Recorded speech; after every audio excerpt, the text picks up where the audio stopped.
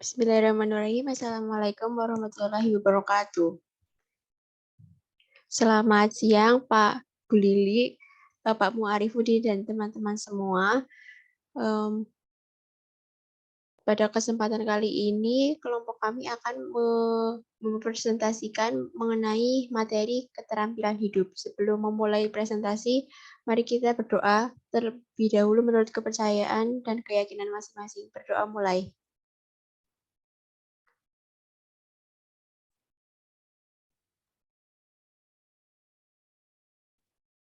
Berdoa dicukupkan. Adapun anggota dari kelompok 5 yang pertama ada Ainuha Nurul Utami dengan akhiran NIM 37 sebagai pemateri. Yang kedua ada Kailana Walani Safinika dengan akhiran NIM 53, saya sendiri sebagai moderator. Yang ketiga ada Willy Sugesti Wibisono dengan akhiran NIM 58 sebagai pemateri. Dan yang terakhir ada Ninda Primasari dengan akhiran NIM 59 sebagai pemateri. Pokok bahasan yang akan dipresentasikan yang pertama mengenai pengertian keterampilan hidup. Yang kedua ada hakikat keterampilan hidup atau life skills. Yang ketiga prinsip pendidikan keterampilan hidup. Yang keempat ada tujuan dan manfaat pendidikan keterampilan hidup. Dan yang terakhir ada pendidikan kecakapan hidup atau life skills dalam keluarga. Menuju materi yang pertama yaitu mengenai pengertian keterampilan akan disampaikan oleh pemateri pertama, kepadanya saya persilahkan.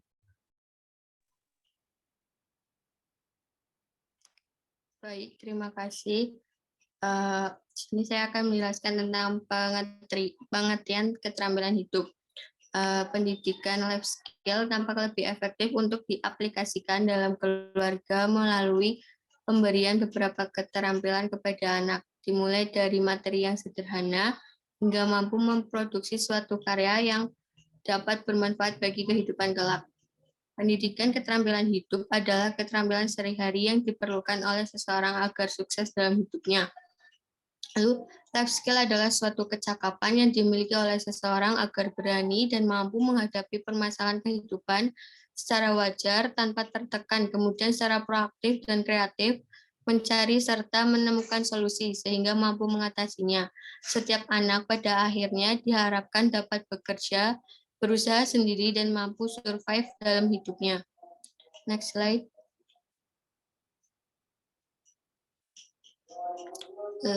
Lalu hakikat pendidikan keterampilan hidup.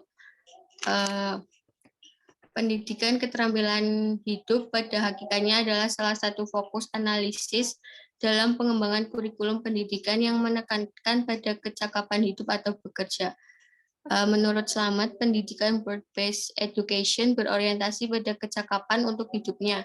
Di antaranya yang pertama, kemampuan membaca dan menulis secara fungsional, baik dalam bahasa Indonesia maupun bahasa asing. Lalu yang kedua ada kemampuan merumuskan dan memecahkan masalah yang diproses lewat pembelajaran berpikir ilmiah, eksploratif, discovery, dan inventory. Lalu yang ketiga ada kemampuan menghitung dengan atau tanpa teknologi untuk mendukung kedua kemampuan tersebut di atas.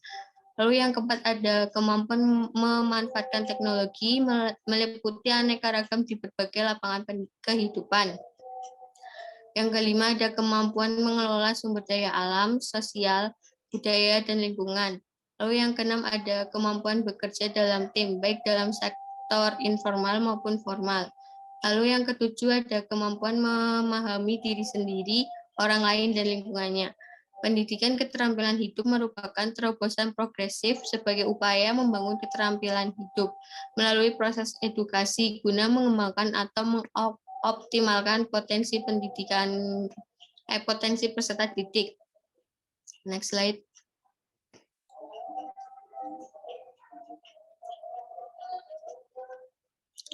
Lalu prinsip pendidikan keterampilan hidup. Yang pertama, tidak mengubah sistem pendidikan. Yang kedua, tidak harus dengan mengubah kurikulum, tetapi diperlukan adalah penyiasatan kurikulum untuk diorientasikan pada kecakapan hidup. Lalu yang ketiga ada etika sosio-religius diintegrasikan dalam proses pendidikan. Lalu yang keempat ada menggunakan 4 pilar belajar, learning to know, learning to do, learning to be, and learning to together. Life together. Sekian dari saya kembalikan ke moderator. Baik, terima kasih atas pemaparan materinya. Untuk materi selanjutnya akan dipresentasikan oleh Ilis, kepadanya saya persilahkan. Baik, terima kasih atas kesempatannya. Untuk selanjutnya ada macam-macam keterampilan hidup. Macam-macam keterampilan hidup dibagi menjadi dua, yaitu keterampilan hidup bersifat umum dan juga khusus. Keterampilan hidup bersifat umum yaitu terdiri dari kecakapan personal yang meliputi kecakapan mengenai diri atau self-awareness skill, di mana kemampuan berdialog yang diperlukan oleh seseorang untuk dapat mengaktualisasikan diri dan menemukan kepribadiannya. Yang kedua, yang selanjutnya ada kecakapan mengenai diri atau self-awareness skills, yaitu kecakapan yang meliputi kesadaran sebagai makhluk Tuhan, eksistensi diri, dan potensi diri, sekaligus sebagai modal dalam meningkatkan dirinya sebagai individu yang bermanfaat bagi diri dan lingkungannya. Terus ada kecakapan berpikir atau thinking skill, yaitu pola pemikiran yang mengutamakan akal dan berpikir, seperti kecakapan menggali dan menemukan informasi, kecakapan mengolah informasi dan mengambil keputusan, serta memecahkan masalah secara kreatif. Selanjutnya ada kecakapan sosial yang dibagi menjadi dua, yaitu kecakapan berkomunikasi dan kecakapan bekerja sama. Dalam kecakapan berkomunikasi, komunikasi dalam bentuk tulisan dan lisan diperlukan kecakapan agar dapat dipahami oleh lawan bicara. Kecakapan bekerja sama diperlukan dalam kecakapan bekerja dalam tim dan juga dengan pemimpinnya. Next slide.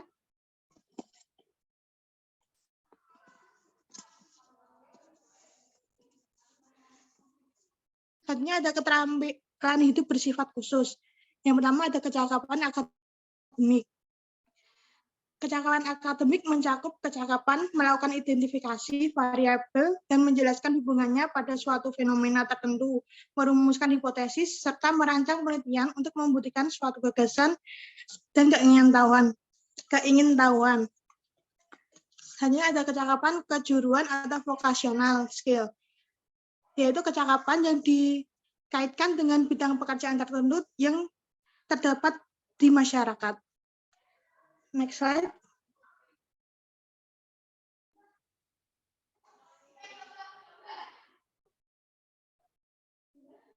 Selanjutnya ada tujuan dan manfaat pendidikan keterampilan hidup. Tujuan life skill yaitu yang pertama mengaktualisasikan potensi peserta didik sehingga dapat digunakan untuk memecah masalah yang dihadapi. Yang kedua, memberikan kesempatan kepada sekolah untuk mengembangkan pembelajarannya fleksibel sesuai dengan prinsip pendidikan berbasis luas. Yang ketiga, mengoptimalkan pemanfaatan sumber daya di lingkungan sekolah dengan memberikan peluang pemanfaatan sumber daya yang ada di masyarakat sesuai dengan prinsip manajemen berbasis sekolah. Selanjutnya ada manfaat life skill. Yang pertama, bagi peserta didik yaitu pendidikan kecakapan hidup dapat meningkatkan kualitas berpikir, kualitas kalbu, dan juga kualitas fisik. Yang kedua, bagi masyarakat sekitar yaitu pendidikan kecakapan hidup dapat meningkatkan kehidupan yang maju dan madani dengan beberapa indikator seperti peningkatan pada sikap oleh individu tersebut. Untuk selanjutnya saya kembalikan ke moderator. Terima kasih. Baik, terima kasih Wilis atas pemaparan materinya. Untuk materi selanjutnya akan dipaparkan oleh Saudari Ninda, kepadanya saya persilahkan. Terima kasih moderator atas waktunya. Materi yang selanjutnya yaitu pendidikan kecakapan hidup atau life skill dalam keluarga. Tujuan penyelenggaraan program pendidikan keterampilan hidup atau life skill pada keluarga pada hakikatnya untuk menumbuhkan apresiasi setiap anak terhadap keterampilan kerja sebagai dasar pembentukan etos kerja di tingkat dini, memberi bekal dasar keterampilan yang apabila melanjutkan ke jenjang pendidikan sekolah akan lebih berminat dan lebih siap melanjutkan sekolah kejuruan dengan program pendidikan sistem ganda, serta memberi bekal dasar keterampilan. Keluarga sebagai salah satu unsur dari tribusi pendidikan memiliki tanggung jawab yang sama dengan lembaga pendidikan sekolah maupun masyarakat dalam rangka menjawab dan merespon tuntutan globalisasi. Artinya keluarga kini harus mampu berperan dalam mengoptimalkan potensi setiap anak, mencetak karakter unggul dengan kecerdasan ganda, memiliki kesiapan dalam menghadapi daya saing di era yang penuh kompetisi, serta berjiwa maju melalui pemberian bekal keterampilan dasar. Next slide.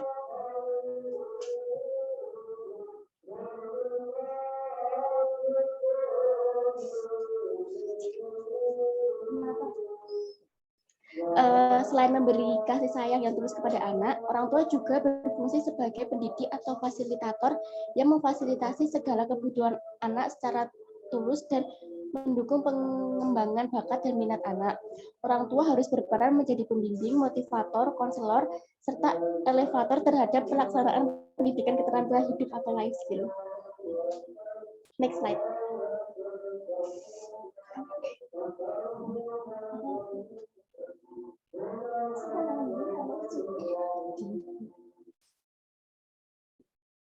Strategi pendidikan dan pembelajaran dalam keterampilan negeri. Yang pertama ada pembelajaran berbasis problem. Anak ditantang berpikir kritis untuk memecahkan sebuah permasalahan secara sederhana maupun kompleks. Yang kedua, pelaksanaan pendidikan kecakapan hidup dalam keluarga menggunakan konteks yang beragam. Orang tua dalam hal ini bertugas memberi makna puspagaram konteks sehingga makna yang diperoleh sang anak menjadi semakin berkualitas. Yang ketiga, mempertimbangkan kebinekaan anak. Tiap orang tua harus dapat mengayomi setiap anak-anaknya dan meyakini bahwa perbedaan individu dan sosial menjadi mesin penggerak untuk belajar saling menghormati dan membangun toleransi demi terwujudnya keterampilan interpersonal. Yang keempat, memberdayakan setiap anak untuk belajar sendiri. Dilatih berpikir kritis dan kreatif dalam mencari, menganalisis, dan menggunakan informasi secara mandiri. Yang terakhir, belajar melalui kolaborasi. Kegiatan belajar secara kelompok dapat memperluas perspektif serta membangun kecakapan interpersonal untuk berhubungan dengan saudara yang lain. Saya kembalikan kepada moderator. Terima kasih Ninda atas pemaparan materinya. Untuk sesi selanjutnya adalah sesi tanya-jawab, sesi diskusi. Saya akan membuka dua termin yang termin pertama diisi oleh 3 penanya dan termin kedua diisi oleh 2 penanya. Untuk termin pertama diisi oleh 3 penanya, bagi yang ingin bertanya dapat menggunakan fitur raise-hand-nya.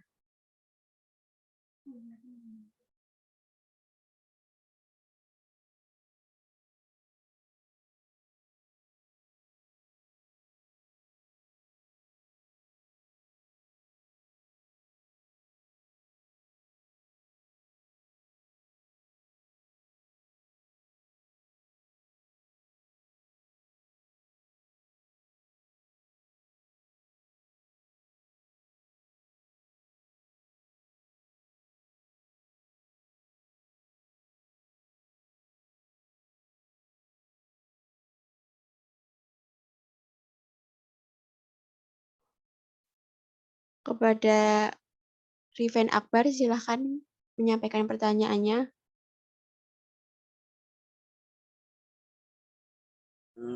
Oke, baik. Terima kasih. Perkenalkan nama saya Riven Akbar, izin bertanya. Salah satu macam keterampilan hidup adalah kecakapan bekerja sama, khususnya dalam suatu tim ya. Terkadang saya merasa bahwa semua proyek harus di bawah kendali saya dan terlalu menuntut. Oke. Saya ulang ya. Salah satu macam keterampilan hidup adalah kecakapan bekerja sama, khususnya dalam suatu tim. Terkadang saya merasa bahwa semua proyek harus di bawah kendali saya dan terlalu menuntut perfeksionis secara mendetail. Apakah hal tersebut salah dan bagaimana cara mengurangi perspektif negatif tersebut? Terima kasih. Ya, terima kasih kembali. Kemudian pertanyaan yang kedua kepada Saudari Vina, silahkan.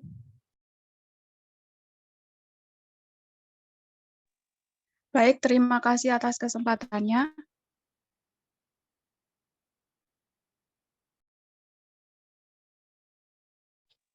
Saya izin bertanya, jika kita nantinya sudah menjadi orang tua, kecakapan hidup yang seperti apa yang menjadi langkah awal atau perlu kita ajarkan kepada anak kita sejak dini? Terima kasih.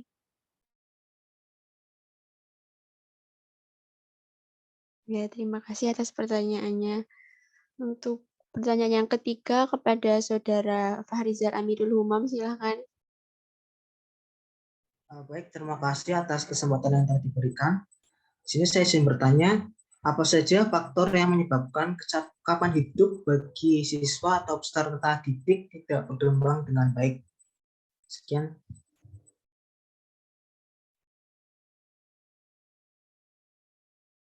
Baik, terima kasih. Untuk kelompok 7, kelompok 5, apakah ada yang mau menjawabnya? Izin masuk, izin menjawab pertanyaan dari Rifan Akbar. Pertanyaannya, salah satu macam keterampilan hidup adalah kecakapan bekerja sama, khususnya dalam tim. Terkadang saya merasa bahwa semua proyek harus di bawah kendali saya dan terlalu menuntut perfeksionis sedetail mungkin. Apakah hal tersebut salah dan bagaimana cara mengurangi perspektif negatif tersebut? Memiliki sifat perfeksionis yang tinggi memang bisa dikatakan salah karena cenderung menimbulkan reaksi yang berlebihan dan memiliki sifat perfeksionis itu menuntut untuk sempurna. Sedangkan pada dasarnya manusia itu lahir tidak sempurna dan tidak ada yang bisa untuk sempurna.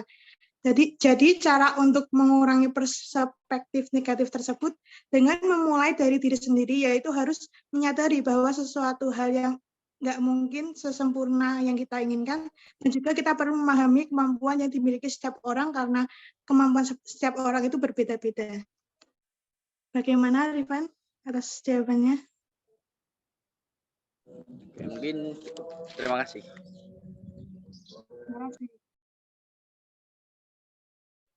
Izin menjawab pertanyaan dari Vina tentang kecakapan hidup apa yang akan kita ajarkan sebagai orang tua kepada anak usia dini.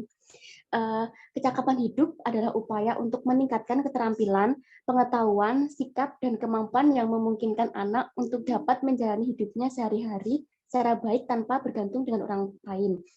Orang tua sebagai pendidik utama dalam keluarga dapat menciptakan dan merancang kegiatan-kegiatan sederhana yang dapat dilakukan di rumah dengan menggunakan benda-benda yang ada di sekitar rumah untuk memberikan pendidikan kepada anak-anak. Kecakapan pribadi diajarkan kepada anak agar mampu mengenali diri sendiri, di mana di dalamnya diajarkan untuk mengenal potensi diri dan mampu beraktualisasi. Kecakapan ini penting untuk dipelajari anak karena diperlukan untuk menjadi pribadi yang mandiri dan mampu mengembangkan kemampuannya dalam menghadapi permasalahan di masa depan. Orang tua dapat mendukung pribadi ini antara lain anak dapat diajak untuk membantu ibu dalam tempat tidur sendiri atau membersihkan tempat tidur sendiri setelah bangun tidur, merapikan kamar dan mainan setelah bermain, mandi sendiri, makan sendiri tanpa disuapi, mengenakan baju sendiri, belajar untuk bertanggung jawab atas kerapian dan kebersihan diri serta barang-barang milik sendiri. Terima kasih.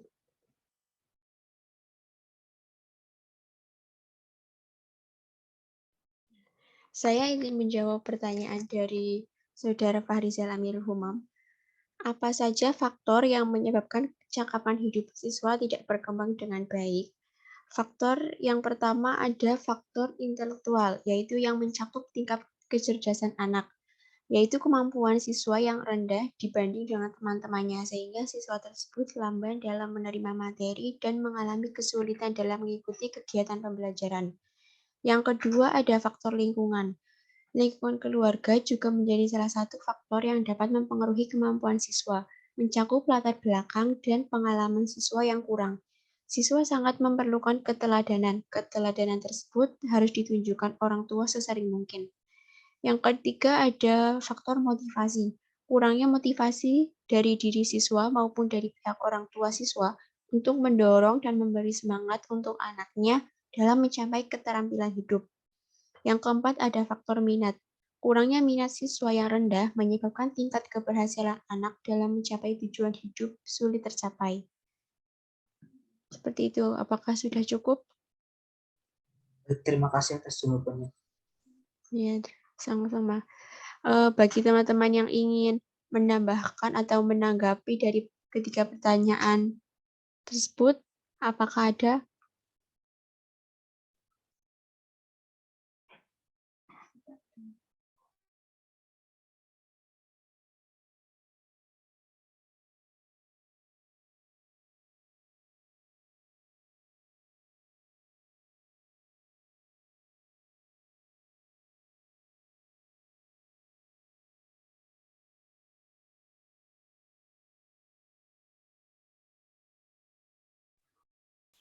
Saya pikir tidak ada ya. Saya lanjut ke sesi yang kedua, atau termin yang kedua diisi oleh dua penanya yang kepada yang ingin bertanya dapat menggunakan fitur raise hand-nya.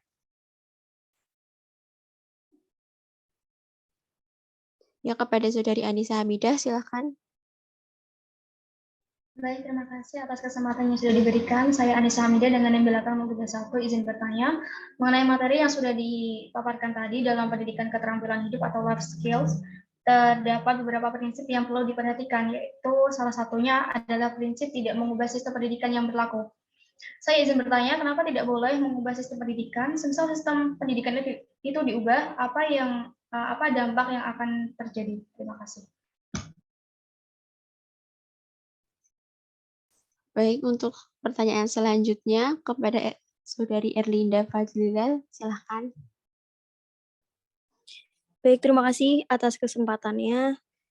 Saya Erlinda Fadila dengan NIM akhiran 79 izin bertanya. Dalam materi dijelaskan ada beberapa strategi yang perlu dilakukan orang tua dalam pelaksanaan pembelajaran kontekstual program pendidikan keterampilan hidup dalam keluarga. Salah satunya yaitu belajar melalui kolaborasi dapat membangun kecakapan interpersonal untuk berhubungan dengan saudara lain.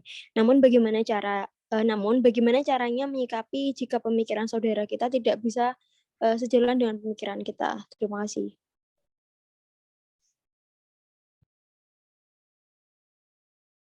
Baik, terima kasih atas pertanyaannya. Dari kelompok 5, apakah ada yang ingin menjawab? Izin menjawab pertanyaan dari Anissa Hamidah. Tentang prinsip pendidikan keterampilan yang tidak mengubah sistem pendidikan. Dalam hal ini yang dimaksud, pendidikan keterampilan hidup ini lebih fleksibel dan variasi, sehingga tidak perlu mengubah sistem pendidikan. Pendidikan keterampilan hidup ini bukan mata pelajaran baru, sehingga tidak perlu mengubah sistem pendidikan yang sedang dijalankan. Yang diperlukan adalah mengubah orientasi pendidikan dari subject matter oriented menjadi life skill oriented. Dengan prinsip ini, maka mata pelajaran bukan sebagai tujuan, melainkan sebagai alat untuk dikembangkan life skill di dalamnya, sehingga kemudian bisa digunakan peserta didik dalam menghadapi kehidupan nyata. Sekian dari saya kembalikan ke moderator. Terima kasih, Nuha, atas jawabannya. Saya izin menjawab pertanyaan dari Erlinda. Bagaimana cara menyikapi jika pemikiran saudara kita selalu tidak sejalan dengan pemikiran kita?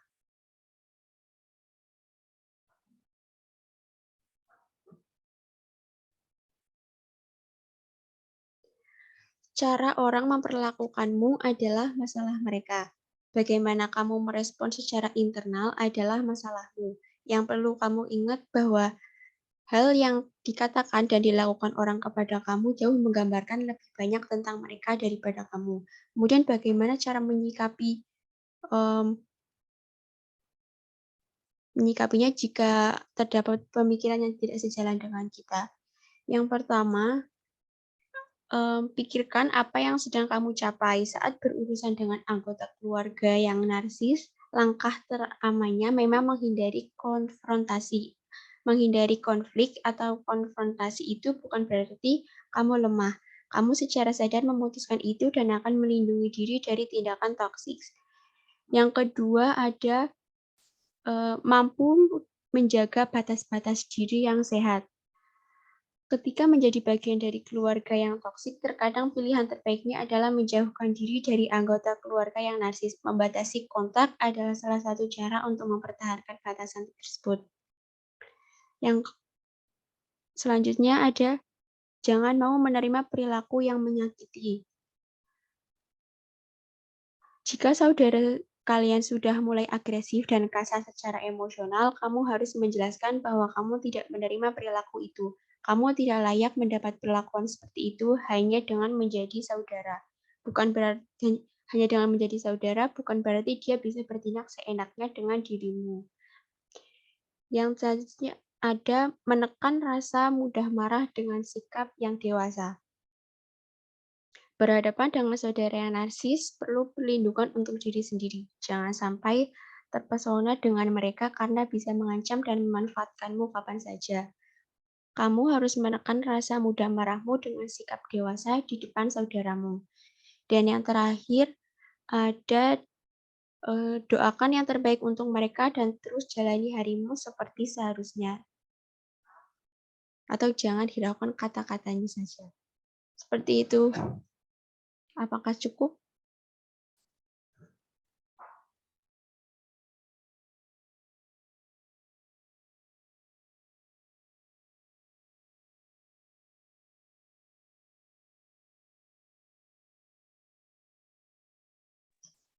Bagi teman-teman yang ingin menambahkan atau apakah ada yang ingin menambahkan atau menanggapi?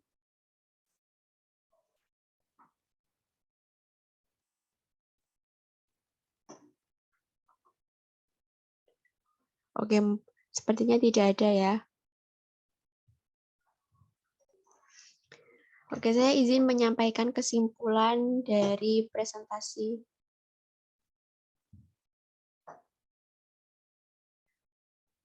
Pendidikan keterampilan hidup diperlukan bagi setiap individu yang hidup di dunia. Pendidikan keterampilan hidup memberikan manfaat secara individu bagi peserta didik dan manfaat sosial bagi masyarakat di lingkungannya. Pendidikan keterampilan hidup mencakup segala potensi yang ada dalam diri individu yang dikembangkan untuk menjalankan hidup di masyarakat yang semakin banyak tuntutannya.